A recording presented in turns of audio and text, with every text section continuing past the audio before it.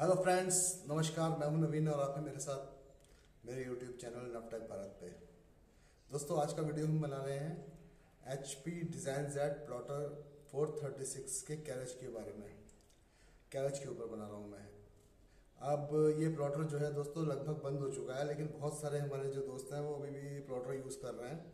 और ख़ास तौर से जो है ये जो डाई का काम करते हैं, डाई मेकिंग का काम करते हैं। तो अब उनके पास प्रॉब्लम ये है कि वो बहुत दूर दूर जा चुके हैं, अलग अलग जगह पे जा चुके हैं, और वहाँ पे उनको इनके जो है ना इंजीनियर और टेक्नीशियन या जो भी कह लो आप, वो अवेलेबल नहीं है। और वो हमसे पार्ट तो मंगवा लेते हैं, लेकिन हम इतनी दूर जा नहीं सकते। तो उनको ये समझ में नहीं आता कि क्या नाम है, किस तरह से जो है वो पार्ट उसके अंदर फिट करें और किस तरह से जो है वो अपने प्लॉटर को जो है अप करें, यानी कि उसको ओके करें। तो आज मैं दोस्तों बताऊंगा कि कैरेज जो है, कैरेज मशीन से निकालने के बाद उसकी, जैसे कि हमने PCB या फिर उसका जो फ्लक्स या कहो कि क्या नाम है, कैरेज स्ट्रिप जो इसमें लगी हुई होती है उसको फिट करना है। तो वो कैसे फिट करेंगे, तो मैं पहले आपको ना, ये पूरा कैरेज है मेरे पास 430 का, तो मैं ये कैरेज पूरा का पूरा खोल के और फिर उसे किस तरह से उसको फिट करना है वो मैं आपको आज इस वीडियो में सिखाने वाला हूँ। तो सबसे पहले तो दोस्तों हमें करना ये है कि हमारे पास जो है ना T15 का या T10 का और T8 का, ये तीनों वाले जो है स्क्रू ड्राइवर होने चाहिए। तो इसमें जैसे ये कैरेज है तो दोस्तों इसमें जो है पीछे की साइड में ये दो स्क्रू लगे हुए होते हैं, ये T15 और T10 से खुल जाता है। तो हमें सबसे पहले तो हमको दोस्तों इसको खोलना है, और ये खोल के जब दोनों स्क्रू नीचे आ जाएंगे तो दो स्क्रू ना इसके साइड में दिए होते हैं यहाँ पे। तो दो स्क्रू ये हैं, इन स्क्रू को उनको खोल लेना है। तो जैसे उनको खोलेंगे एक एक करके इस तरह से, और चाहे तो जब वो खोल रहे हो ना तो उसका वीडियो भी बना लें, ताकि उनको जो है पता चले कि यार मैंने ऐसे खोला था, तो मैं फिर उसको वैसे ही वो लगा सकते हैं उसको उसमें। तो फ्रेंड्स, ये इसको जो है इसमें से ये दो स्क्रू निकालने और इसको इस तरह से बाहर कर दें। ये वाला पार्ट इसका निकाल के उसको भी एक तरफ रखें, और इस तरह से ये पूरा कैरेज जो है, ये कैरेज अलग हो जाएगा और उसका जो है ये वाला पार्ट इसमें अलग आ जाएगा। ठीक है, ये कैरेज का सपोर्टर होता है, ये इसमें लगा नहीं है। ये इसमें तीन वो बने हुए हैं फिट करने के लिए, नॉच बनी हुई है जिसके अंदर ये जाता है अंदर। ठीक है, तो उसके अंदर बिठाना होता है उसको। तो अब मैं आगे जो बात आपसे करने वाला हूँ वो ये है कि दोस्तों, जब आपकी कार्ट्रिज जो है 40 नंबर की ये वाली कार्ट्रिज, ये जब कार्ट्रिज है आपकी और ये जब इसको सेंस नहीं करती है, तो उसके ना दो रीज़न होता है। एक रीज़न तो ये होता है कि ये स्ट्रिप जो होती है, स्ट्रिप, इसके कनेक्शन के अंदर जो है कुछ प्रॉब्लम आ जाता है, यानी कि यहाँ से लेके यहाँ तक क्या तो कंटिन्यूटी आना बंद हो जाती है। अभी मैं इसको खोल के दिखाता हूँ, फिर आपको समझ में आएगा। तो दोस्तों, सबसे पहले इसका क्या करना है आपको, ये तीन स्क्रू लगे हुए हैं, ये T8 से खुल जाएंगे। ठीक है, तो ये T8 से इसको आपको इस तरह से खोल लेना है पहले तो। और जब आप इसे खोल लेंगे ना, मैं कैरेज पूरा चेक करने का तरीका ये आपको बता देता हूँ कि किस तरह से आपको चेक करना है इसको। तो आपको दोस्तों ये जो है ना, इसको खोल लेना है। ये PCB जो इसकी है इसको रख देना है आपको अलग, और ये वाला जो इसका पार्ट है इसको रख देना है आपको अलग। इसको ऐसे करके आराम से निकाल लें यहाँ से। इसके नीचे ना फोम लगी हुई होती है, ये फोम जब आप इसे पैक करें तो ये फोम इसके अंदर से निकल लेनी चाहिए, अदरवाइज आपका वो प्रॉपर तरीके से टच नहीं होगा ये PCB से। ठीक है, ये वाला जो पार्ट है इसका, ये PCB से टच होता है, और ये वाला जो पार्ट है इसका, ये वाला, ये जो है आपकी कार्ट्रिज से टच होता है।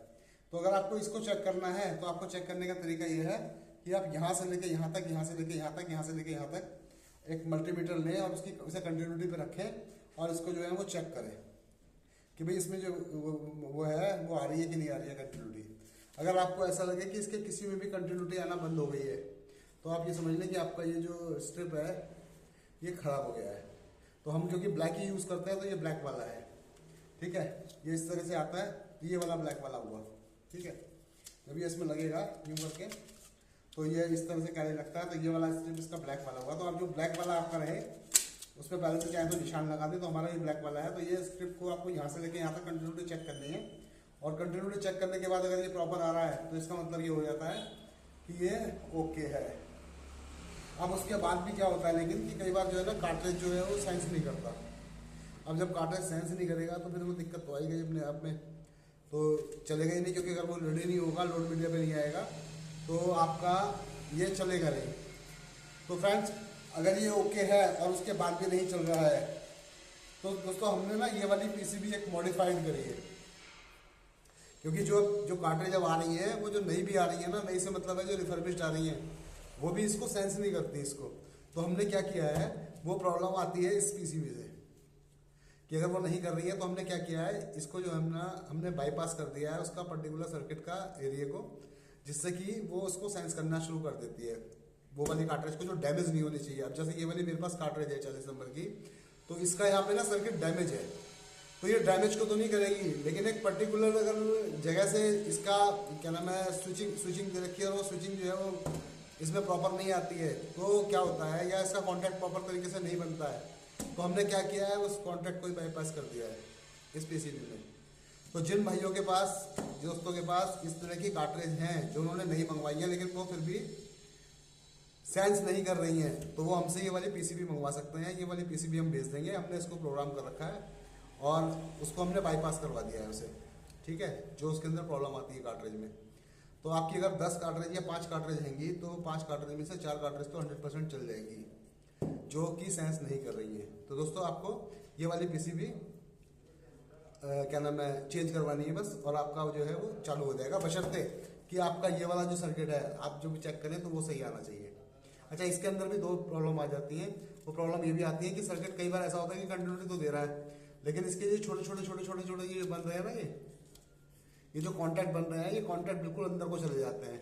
तो जब ये अंदर को जाते हैं तो ये जो ये वाला पोर्शन होता है कार्ट्रिज का, ये इसको यूं करके टच करता है, तो ये प्रॉपर तरीके से टच नहीं होते, तो फिर क्या होता है, प्रिंटिंग प्रॉपर नहीं आती।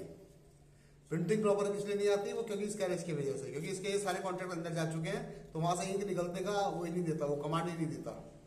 तो इंक देने की सारी कमांड जो है वो यहाँ से जाती है और उसके बाद इस हेड से इंक निकलती है, यहाँ से निकलती है। लेकिन जब ये सारे के सारे अंदर दबे हुए होंगे ना, तो फिर वो कमांड लेता ही नहीं है, और अगर कमांड नहीं जाएगी तो पर्टिकुलर साइज जगह पे जो है इंक नहीं छोड़ेगा वो, और उसके बाद वो प्रिंट आउट आपका बेकार हो जाएगा। तो प्रिंट आउट आपका सही ना आने का एक रीजन ये होता है। और जो मैंने आपको बताया कि कार्ट्रिज आपकी सेंस नहीं कर रही है, उसके लिए फिर ये वाली पीसीबी है, ठीक है। और ये जो इसका सेंसर दे रखा है ना, ये उसके एनकोडर के लिए है, जो आपने देखी होगी पानी के कलर की एक जो लंबी सी स्ट्रिप जाती है वो इसके अंदर से होकर गुजरती है। अगर उससे रिलेटेड कोई दिक्कत आ रही होती है इससे रिलेटेड, तो वो आपका एनकोडर भी खराब होता है और कभी कभी ये सेंसर भी खराब होता है, ठीक है। तो आपको करना बस इतना है कि जब आपके पास आप जो भी पार्ट इसमें से मंगवाओगे उसे आपको इसी तरह से खोलना है, और फिर उसको ये आप इसको चेक भी कर सकते हो यहाँ से मल्टीमीटर से कि खराब है अपनी पुरानी वाली को। और उसके बाद जो है आपको ये पीसीबी इसके अंदर यहाँ पे नीचे जो लगा हुआ है, क्या नाम है, फोम लगा हुआ है, वो लगा रहना चाहिए 100%। और उसके बाद आप इसको यूँ करके टच करके आप इसको ऐसे करके बंद करोगे, और उसके बाद ये जो बारीक वाले पेच हैं वो आप इसके अंदर फिट कर दोगे। इस तरह से आपको फिट करना है, ये आप फिट कर दोगे इसको, ठीक है। अब मैं आपको पूरा का पूरा ये दोबारा से असेंबल करके दिखा रहा हूँ ताकि आपको जो है कोई दिक्कत नहीं आनी चाहिए बाद में, है ना। तो दोस्तों जिनकी भी कार्ट्रिज जो है ना वो सेंस करने का प्रॉब्लम कर रही है, वो हमारे से या मेरे से जो है वो वाली पीसीबी मंगवा सकते हैं, और आप पीसीबी चेंज करोगे तो आपकी वो वाली कार्ट्रिज भी काम करना शुरू कर देंगी जो फिलहाल आपकी डेड पड़ी हुई है, ठीक है। तो ये दोस्तों उसके बाद इसको इस तरह से फिट किया हमने, ये ऐसे, और उसके बाद ये वाली जो अपनी लगी हुई है छोटा सा जो पार्ट लगा हुआ है उसको हमने लिया, और उसके अंदर भी ये पहले मोटे वाले चाहे कर लो या चाहे पहले बड़े वाले छोटे वाले कर लो, ये दोनों स्क्रू हमको यहाँ लगाने हैं, और उसके बाद जो है इनको टाइट कर देना है यहाँ पे। तो अगर ये इस तरह से आप ये टाइट कर दोगे इसको यूँ, ये यहाँ फिक्स हो गया, और उसके बाद आपको 2 स्क्रू जो है ना यहाँ पर भी लगा देने हैं। तो एक स्क्रू यहाँ लगाया आपने, और इसको इसमें फिट कर दिया, और दूसरा इसमें लगाया। और जब दोस्तों इसको निकालोगे ना, जब निकाल लेते हो तो उसके बाद क्या करना है अपने को, ये जो बुश लगे हुए हैं इन बुशों को साफ कर लो किसी चीज़ से, ताकि इसके अंदर भी गंदगी नहीं रहेगी, तो फिर ये रॉड में बहुत बढ़िया से काम करेंगे इनकी। और कुछ अगर आपके पास ऑयल वगैरह हो तो इसके अंदर ऑयल भी लगा सकते हो थोड़ा बहुत, ठीक है। अगर नॉर्मल ऑयल नहीं है तो आप गोले का तेल भी लगा लो इसमें, मतलब कोकोनट ऑयल भी लगा सकते हो, कोई और नहीं है तो। अच्छा, तो दोस्तों ये इस तरह से जो है ये इसमें फिट हो जाएगा। उसके बाद जब आप अपनी कार्ट्रिज लगाओगे, ये कार्ट्रिज जो है वो इस तरह से आप लगाओगे ना, यूं करके ऐसे करके ये फिट हो गई है ना। तो अगर आपने पीसीबी चेंज, अगर आपका वो सही है, स्ट्रिप सही है, और फिर भी वो मतलब उसको सेंस नहीं कर रहा है, यानी कि आपका रीडिंग पे नहीं आ रहा है या लोड मीडिया पे नहीं आ रहा है, तो हमारी पीसीबी आप जब चेंज करोगे तो ये अपना चालू हो जाएगा और आप उसे अपने जब उसमें लगाएंगे तो वो आपकी कार्ट्रिज को जो है वो सेंस करना शुरू कर देगा। तो मैं सोचता हूँ दोस्तों ये आप समझ गए होंगे। एक चीज़ मैं इसमें फिर भी आपको और भी बता देता हूँ, कई बार आप लोग हमसे सेंसर भी मंगवाते हो, तो सेंसर लगाने का तरीका ये है कि ये सेंसर का बना हुआ है पार्ट जगह, ठीक है, इस पीसीबी में ही होती है वो।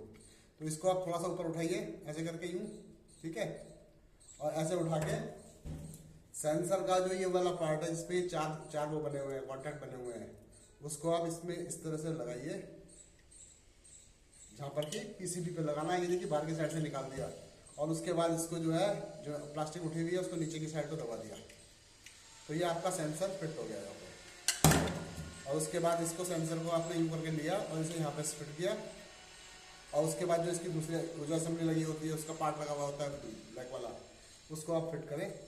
तो ये तरीका जो है आपका सेंसर लगाने का भी है और ये स्ट्रिप लगाने का भी है और पीछे का जो है ये वाली पीसीबी फिट करने का भी है। तो अगर आपको ये मेरा वीडियो पसंद आए तो इसे लाइक, शेयर और सब्सक्राइब करें, और अगर आपको कोई प्रॉब्लम आ रही हो तो आप मेरे को कमेंट बॉक्स में लिख के बताएं, तो जो भी कुछ दिक्कत रहेगी उसका मैं जो भी समाधान हो पाएगा वो मैं आपको बताऊंगा। तो ठीक है फ्रेंड्स, आज के लिए इतना ही।